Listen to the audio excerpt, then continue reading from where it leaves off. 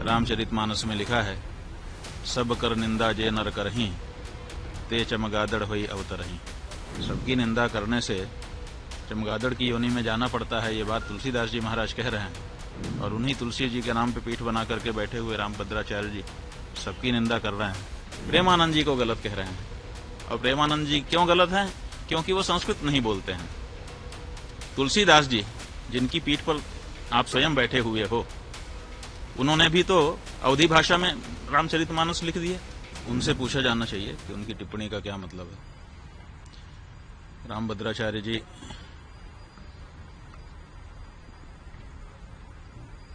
सबकी निंदा करते हैं।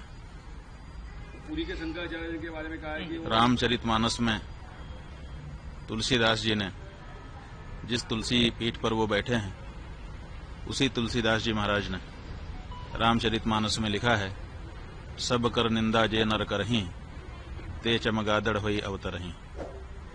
तो सबकी निंदा करने से चमगादड़ की योनि में जाना पड़ता है, ये बात तुलसीदास जी महाराज कह रहे हैं। और उन्हीं तुलसी जी के नाम पे पीठ बना करके बैठे हुए रामभद्राचार्य जी सबकी निंदा कर रहे हैं। क्या उन्होंने ये एक चौपाई पढ़ी नहीं है, या फिर उस चौपाई के कुछ और अर्थ उन्होंने समझ लिए हैं? ये तो उनसे चर्चा करने पर ही पता चलेगा। रामभद्र जी ने कहा है कि उन्हें 1 लाख क्या कहते हैं शुभ लोग आते हैं, तो क्या कहेंगे आप? ऐसा है कि दावा किया है उन्होंने कि हमको कभी कहा है कि 1 लाख पन्ने याद हैं पृष्ठ, और कभी कहा है कि 1.5 लाख पन्ने याद हैं पृष्ठ। तो अब 1 लाख पृष्ठ याद हैं कि 1.5 लाख पृष्ठ याद हैं, इसकी कोई परीक्षा तो हुई नहीं है। दावा उन्होंने जरूर किया है। उन्होंने 3 दावे, वैसे तो अनेक दावे किए हैं, लेकिन 3 प्रमुख दावे हैं। एक उनका दावा है कि मुझे 1.5 लाख पृष्ठ याद है, कंठस्थ है। दूसरा उनका दावा है कि हमको 23 भाषाएं आती हैं। और तीसरा उनका दावा है कि मैंने राम जन्मभूमि में जो गवाही दी उसके कारण फैसला हो गया। लेकिन इन तीनों दावों की पुष्टि अभी नहीं हुई है, क्योंकि 1.5 लाख पृष्ठ उनके कंठ में हैं। कभी परीक्षा तो हुई ही नहीं है, तो बिना परीक्षा के दावा ही है। इसलिए हम चाहेंगे कि 1.5 लाख पृष्ठ कौन कौन से हैं उनको निकाल के एक जगह पे रखें, और फिर लोगों को आमंत्रित कर दें कि आइए, जिसको किसी भी प्रश्न से पूछना हो हमसे पूछिए, हमको सब कंठस्थ है। 150 पृष्ठों से 1.5 लाख पृष्ठ याद हैं, तो कम से कम 150 पृष्ठ एक बार पूछ लिए जाएं, कोई भी पृष्ठ, और उसके बाद अगर वो सब सुना देते हैं तो सब लोग जय जयकार करेंगे, हम लोग भी जय जयकार करेंगे, है ना।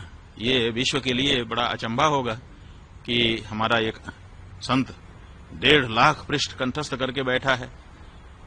तो हम चाहेंगे कि अब ये मौका आ गया है कि वो 1.5 लाख पृष्ठ कौन कौन से हैं छांट दें, और उनको एक मेज पर सजा दिया जाए, और फिर लोगों को बुला लें। 150 पृष्ठ केवल पूछे जाएंगे। अगर 150 पृष्ठ कंठस्थ उनको हो गए उनमें से, तो हम लोग मान लेंगे कि सब कंठस्थ हैं। वो कहते हैं कि 23 भाषा हमको आती है। अभी तक उनका कोई भी वीडियो YouTube पर खोजने से हिंदी के अलावा दूसरी भाषा में मिलता नहीं है।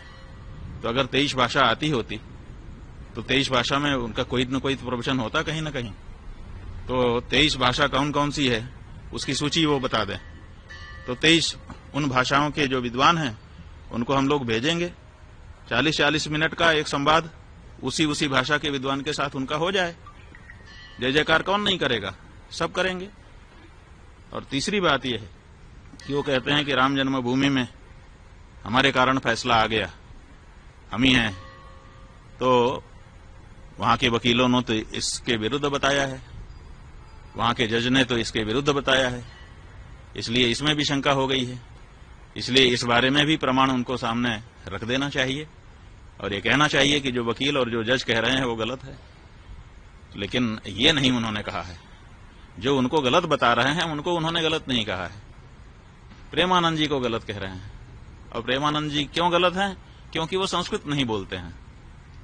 तुलसीदास जी जिनकी पीठ पर आप स्वयं बैठे हुए हो, उन्होंने भी तो अवधी भाषा में रामचरितमानस लिख दिए। संस्कृत में क्यों नहीं लिखा उन्होंने? क्या संस्कृत बोलना ही विद्वत्ता होती है? क्या गोस्वामी तुलसीदास जी विद्वान नहीं थे कि वो अवधी भाषा में महाकाव्य की रचना कर रहे थे, अवधी भाषा में राम जी के गुणगान कर रहे थे? अगर संस्कृत में बोलना ही विद्वत्ता है तो इस सिद्धांत के अनुसार तो तुलसीदास जी भी विद्वान नहीं आपकी दृष्टि में होंगे, क्योंकि उनका तो सारा का सारा साहित्य, चाहे वो बरवे रामायण हो, चाहे वो गीतावली हो, चाहे कवितावली हो, चाहे हनुमान चालीसा हो, चाहे बजरंग बाण हो, छोटे से छोटा बड़े से बड़ा रामचरितमानस, सब कुछ अवधी भाषा में है, संस्कृत में नहीं है। तो क्या तुलसीदास जी विद्वान नहीं थे? तो ये जो परिभाषा आप लेकर के आए और हमने ये पूछा है कि आप ये बताइए, प्रेमानंद जी महाराज दिन भर राधे राधे श्याम श्याम कह रहे हैं, तो राधे राधे श्याम श्याम ये जो शब्द हैं ये संस्कृत भाषा के हैं कि नहीं, और संबोधन विभक्ति में हैं कि नहीं? और जब संबोधन विभक्ति से अपदम न प्रयुंजित, अपद नहीं बोलना चाहिए, और वो उसको पद बना करके संबोधन विभक्ति में ढाल करके अगर दिन भर उच्चारण कर रहे हैं तो आपसे ज्यादा संस्कृत तो वो बोल रहे हैं। आप कितनी देर संस्कृत बोलते हैं दिन भर में?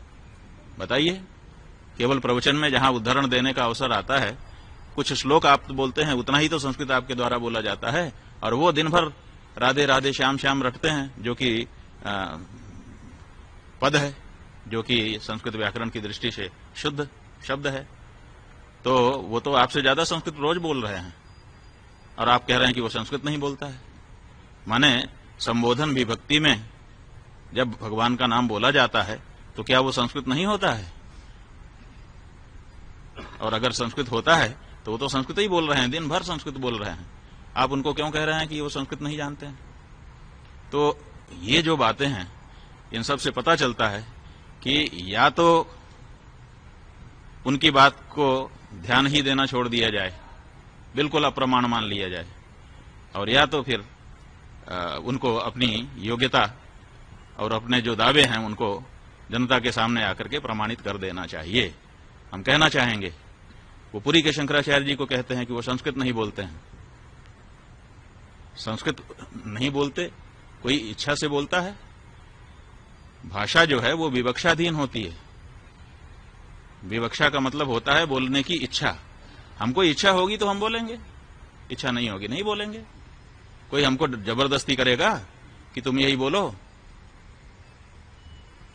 ये तो महाराष्ट्र के ठाकरे बंधु हो गए कि बोलना ही पड़ेगा।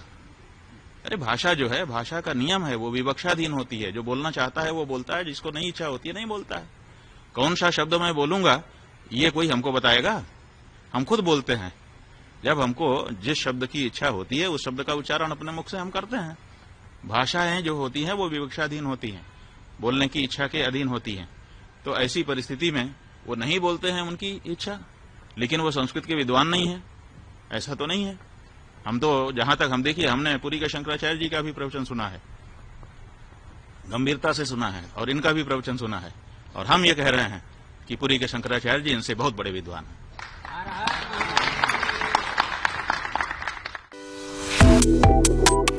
Subscribe to One India and never miss an update. Download the One India app now.